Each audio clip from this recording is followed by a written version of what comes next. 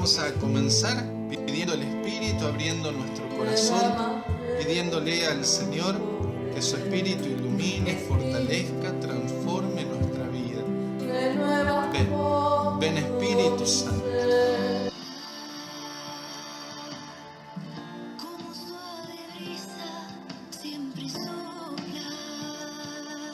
Espíritu Santo, porque necesitamos de ti, Espíritu de Dios.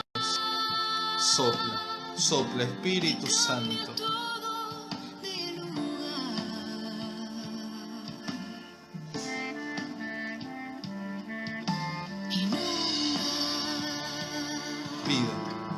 Pide el Espíritu Santo sobre ti y sobre tu vida.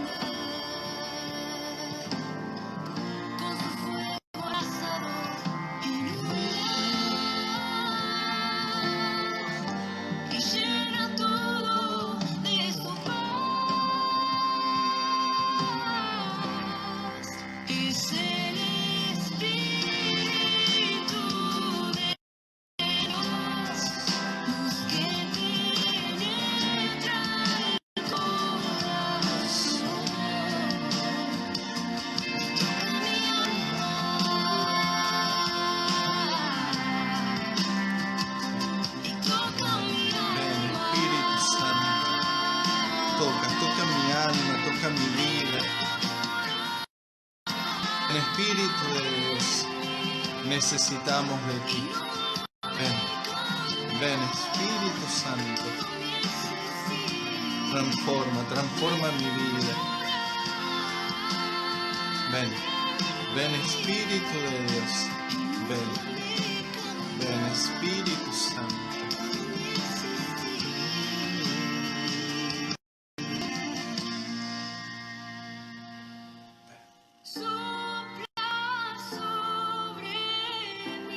Sopla, Espíritu Santo.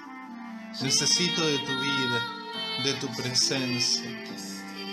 Lléname, Espíritu Santo. Entra, Espíritu de Dios, en lo más profundo de mi ser. Entra y penetra mi corazón, mi vida. Transfórmalos con tu presencia. Sopla, sopla, Espíritu Santo, sopla sobre mí. Ven Espíritu de Dios.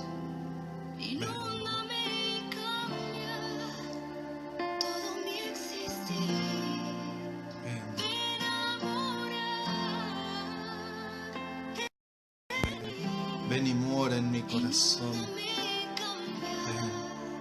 Ven a morar.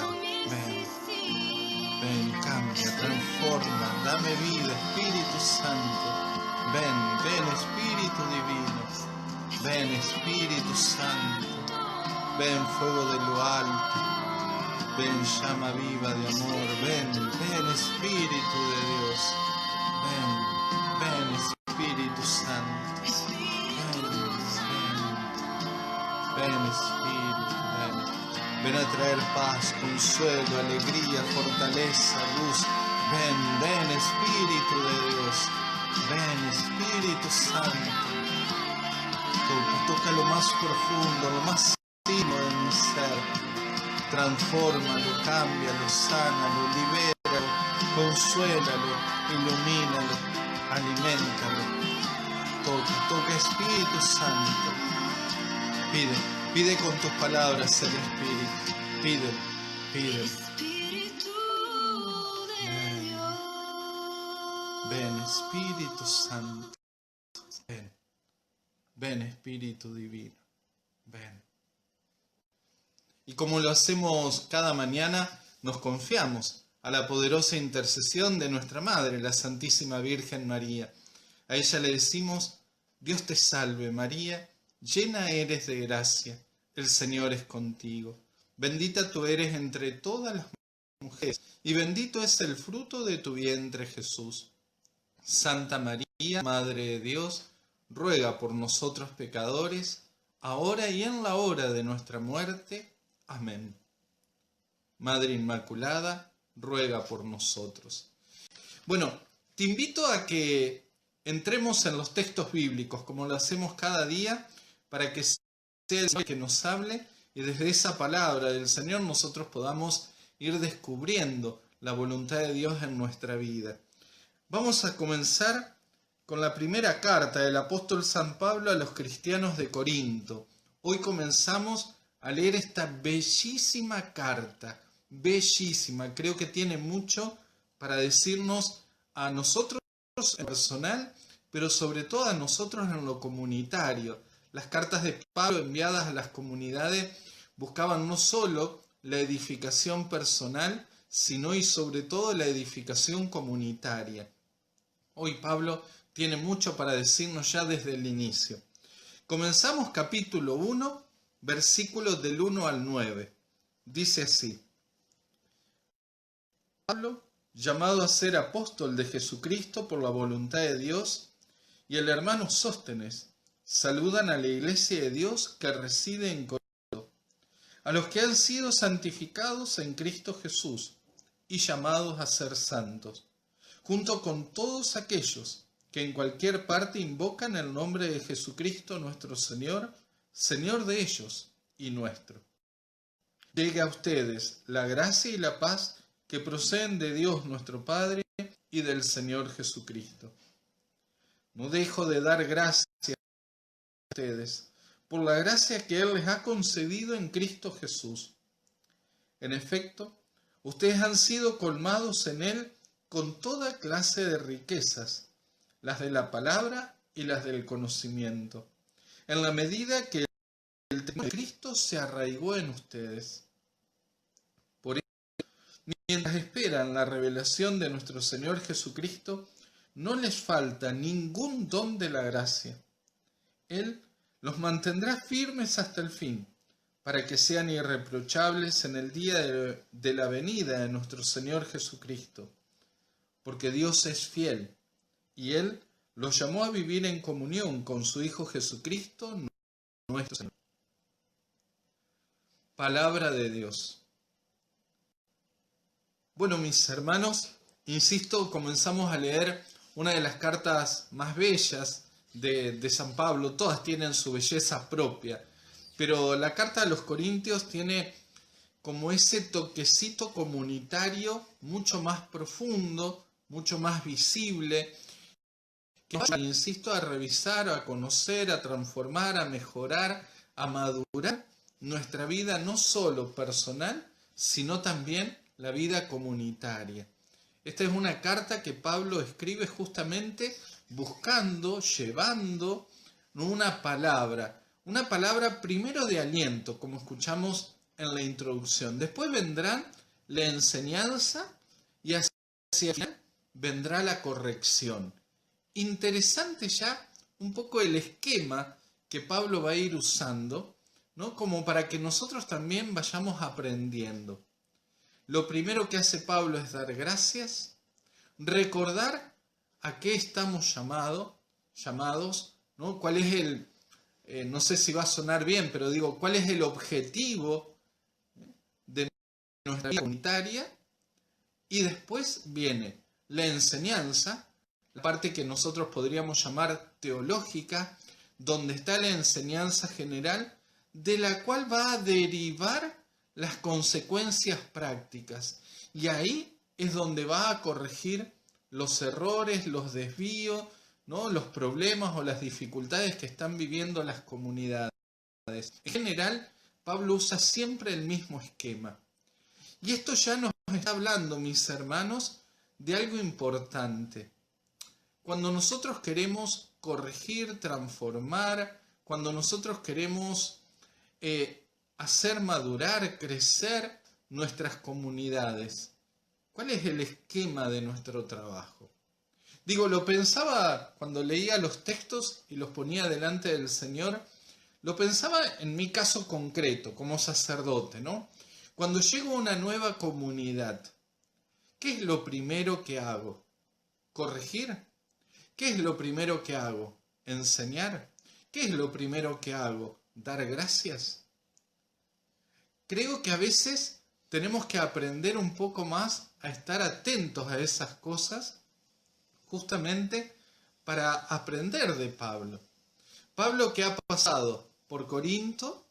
Corinto que ha sido un bálsamo para su corazón. Recordemos que Corinto viene como consecuencia del fracaso de Atenas.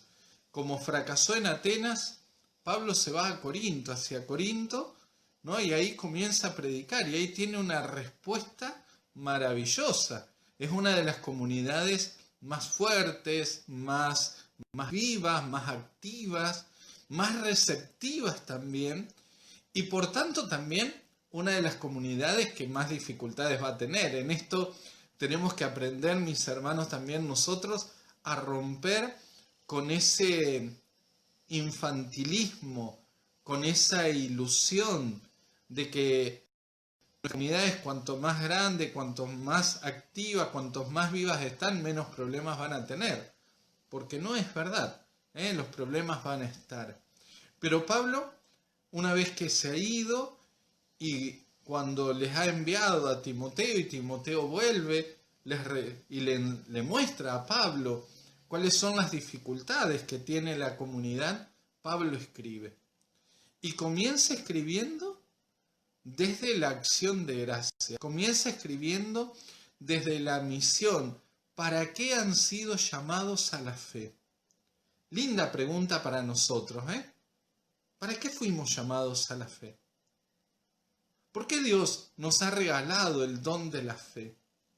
¿Por qué Dios nos ha invitado a conocerlo, a servirlo desde la fe?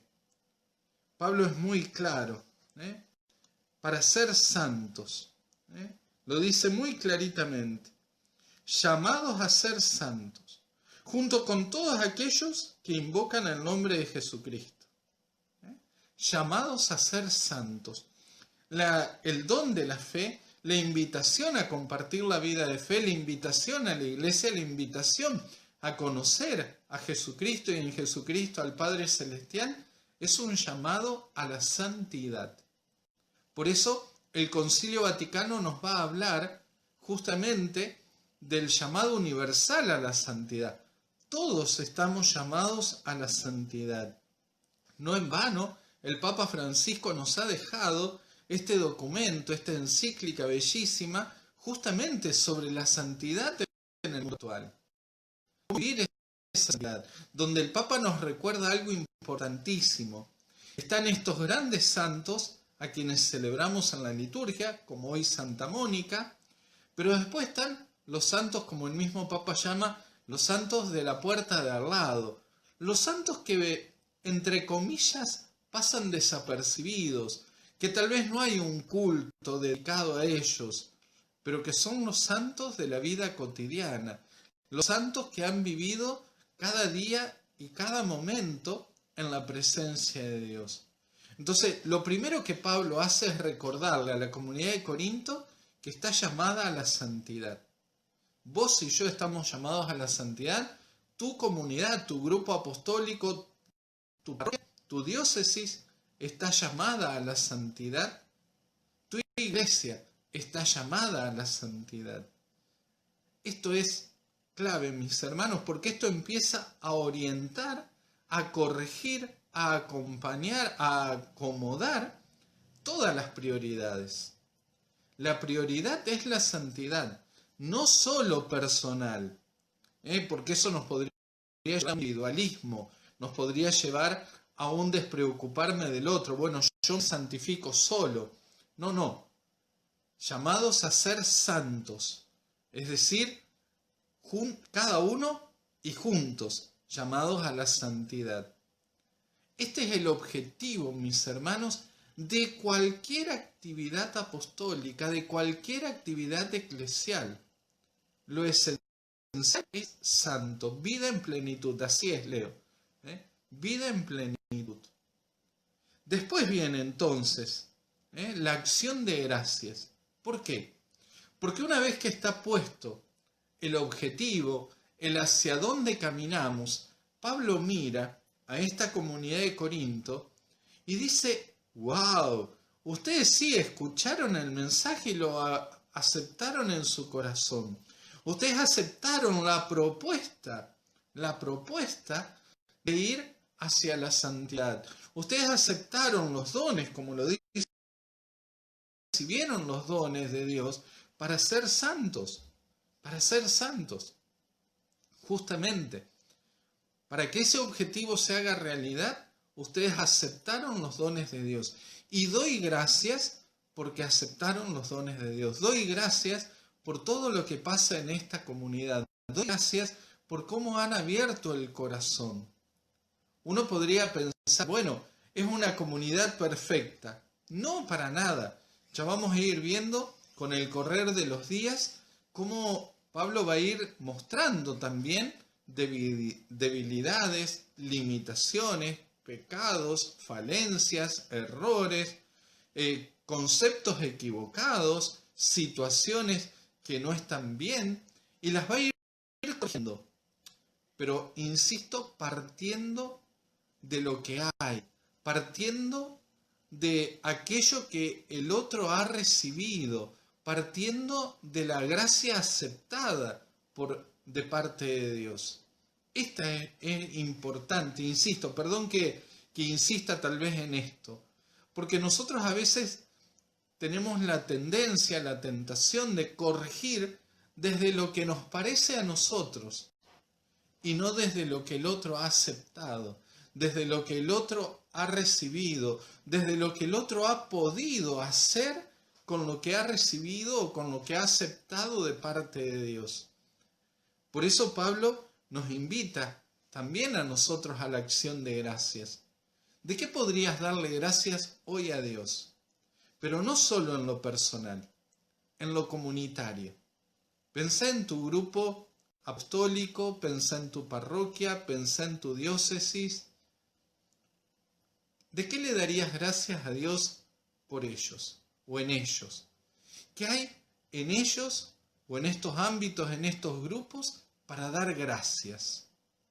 Porque tenemos la tentación de mirar las cosas que están mal. Si yo te pido 5 cosas que están mal en tu parroquia, en tu grupo apostólico, en tu diócesis, en tu iglesia, me vas a responder en estos grupos, en estas comunidades, en estas iglesias, si no es justamente porque el Señor está trabajando, porque el Señor está obrando. Bueno, ahí es a donde nosotros lo primero que tenemos que empezar, a dar gracias, a reconocer la obra de Dios. Es muy bello, muy bello. Han sido colmados en toda clase de riquezas, las de la palabra y las del conocimiento, en la medida en que el testimonio de Cristo ha arraigado en ustedes.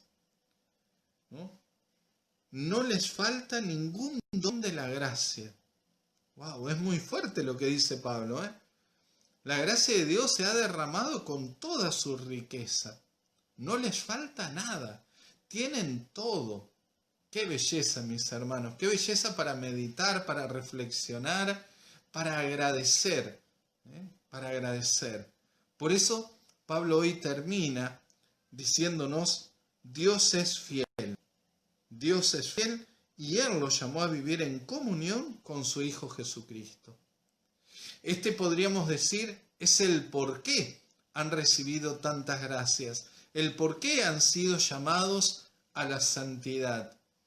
¿Por qué? Porque Dios es fiel y porque Él quiere que ustedes vivan en comunión con Jesús. Por eso los colma de gracia, por eso le derrama los dones de la gracia, por eso les da los dones del conocimiento y de la palabra, por eso se derrama en ustedes. ¿Y sabés qué? Lo mismo sucede en tu vida y lo mismo sucede en tu grupo apostólico, en tu parroquia o en tu diócesis. Dios quiere esa comunión con Cristo y por eso nos regala los dones de la gracia. En toda iglesia que camina en la presencia de Dios hay dones. Dones de la palabra, dones del conocimiento, dones del servicio, dones para justamente vivir el camino de la santidad. Interesante para empezar a valorar también a los otros, a aquellos que nos rodean. A veces podemos tener la tentación de pensar que en nuestras comunidades no hay dones, no hay carismas, no hay servicio, y no es verdad. A veces lo que sucede es que no han aparecido, A veces lo que sucede es que no los estamos aprovechando. A veces lo que sucede es que no los hemos descubierto, pero no que no los haya. No que no haya.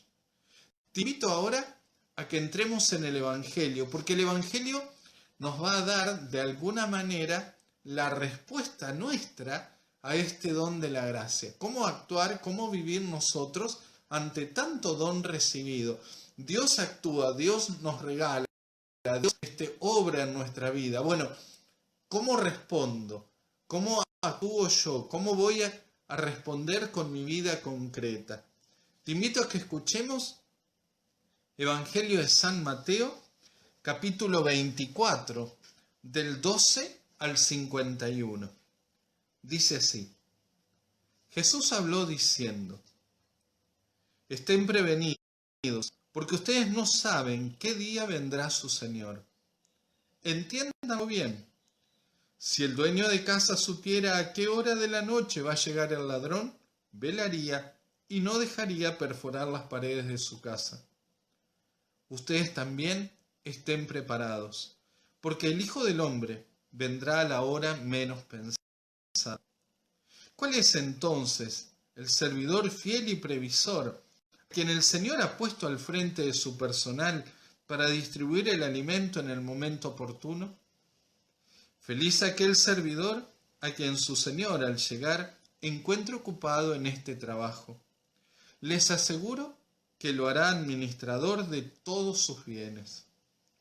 Pero si es un mal servidor, que piensa, mi Señor tardará, y se dedica a golpear a sus compañeros, a comer y a beber con los borrachos, su Señor llegará el día y la hora menos pensada y lo castigará.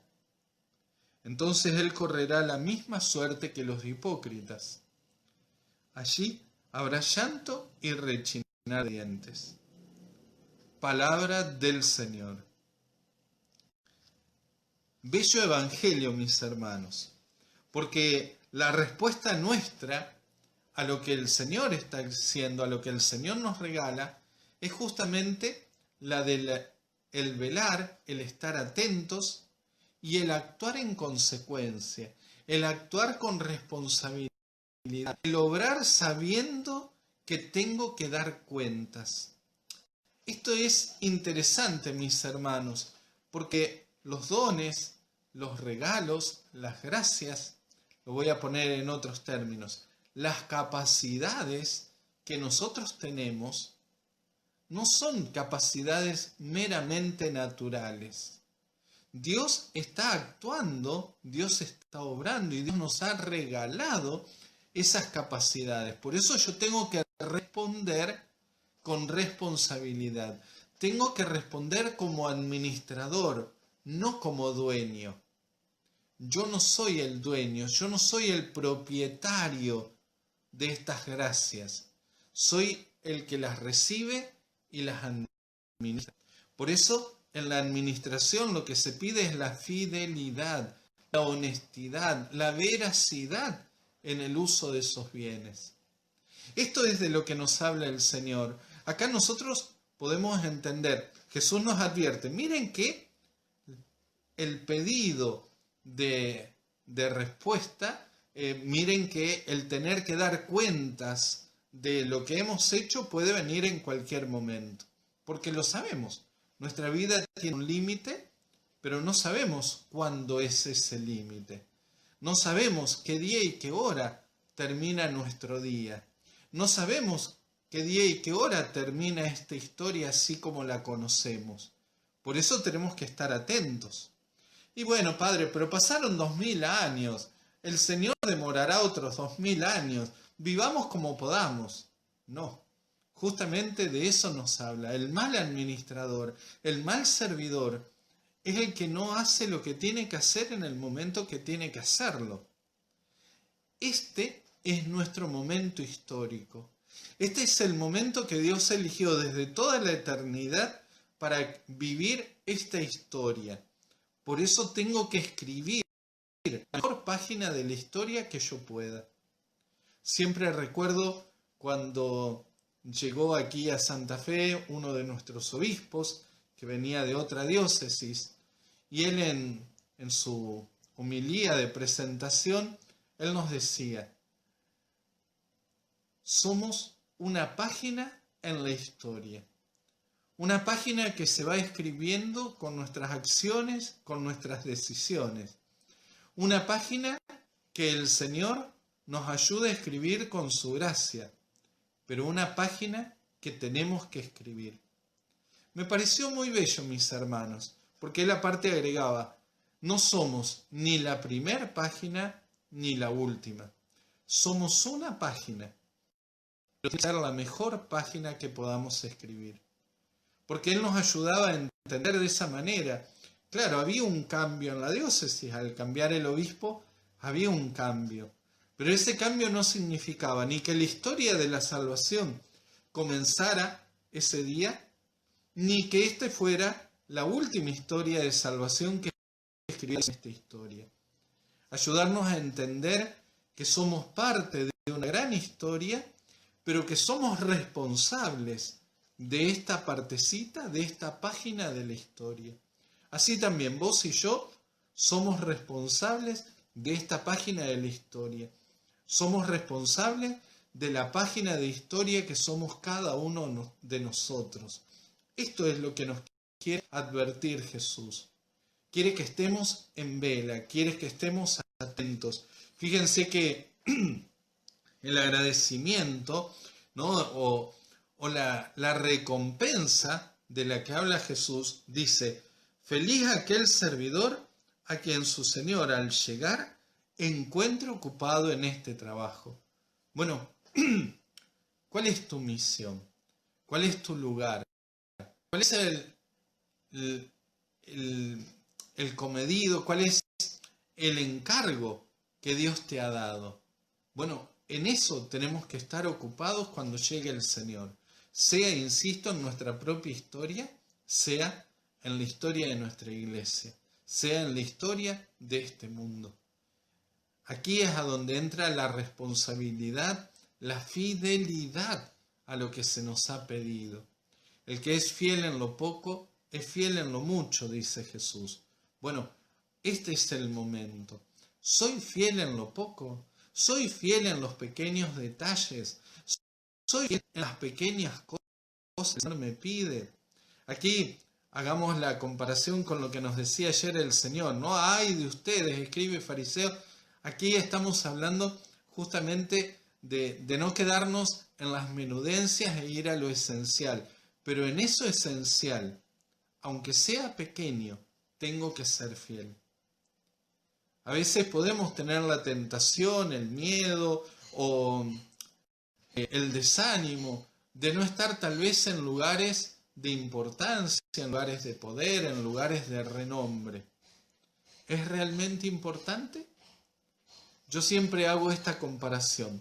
En un encuentro masivo, ¿no? En un encuentro masivo, voy a ponerlo en el ámbito externo de la fe, pero después vamos también al ámbito de la fe. ¿Qué es más importante? ¿Los 22 jugadores que juegan al fútbol? ¿O el de limpieza que va limpiando los baños para que todos puedan usarlo durante el partido? ¿Saben qué? Es tan importante el de la limpieza como los 22 jugadores que están jugando. Porque unos hacen el espectáculo, pero el otro asegura que el espectáculo se pueda realizar. Lo mismo sucede en los ámbitos de fe. Hacemos un encuentro. Claro, a todos nos gustaría, entre comillas, estar en el escenario, ¿no? Y ser reconocidos. Pero ¿saben qué? Es tan importante el grupo que mantiene limpios los sanitarios como el que está en el escenario predicando. Porque los dos, al hacer lo que tienen que hacer, están llevando adelante la historia de la salvación. Por eso no importa el lugar, no importa qué tan importante o qué tan famoso o qué tanto poder pueda tener. Lo importante es mi fidelidad personal a lo que el Señor me ha encomendado. ¿Qué me ha pedido? Esto. Bueno, me va a pedir cuentas de esto, no de otras cosas. no de aquello que no me pidió. Ay, bueno, padre, pero ¿y qué? ¿Siempre voy a tener que estar limpiando los sanitarios? No, a lo mejor te lo pidió hoy y mañana te pone arriba del escenario. El tema es que sea el día que te toque limpiar los sanitarios o el día que estés en el escenario, seas fiel. Seas fiel a lo que el Señor te ha pedido. Bueno, mis hermanos, mucho para pensar, mucho para reflexionar, mucho para agradecer. Nosotros también tenemos que empezar como Pablo, primero dando gracias. ¿Cuánto nos ha regalado el Señor? ¿Cuánto ha hecho el Señor por nosotros? ¿Cuántos dones, cuántas gracias, cuántos regalos del Señor, cuánto amor, cuánta misericordia? ¿Cómo no agradecerlo? ¿Cómo no ser agradecidos? Yo distingo, y ya vamos al temita musical, yo siempre distingo entre dar gracias y ser agradecido. Uno puede dar gracias por un momento, por una situación, pero ser agradecido es mirar la vida con otros ojos. Ojalá vos y yo seamos agradecidos del Señor y de la vida por todo lo que el Señor nos regala.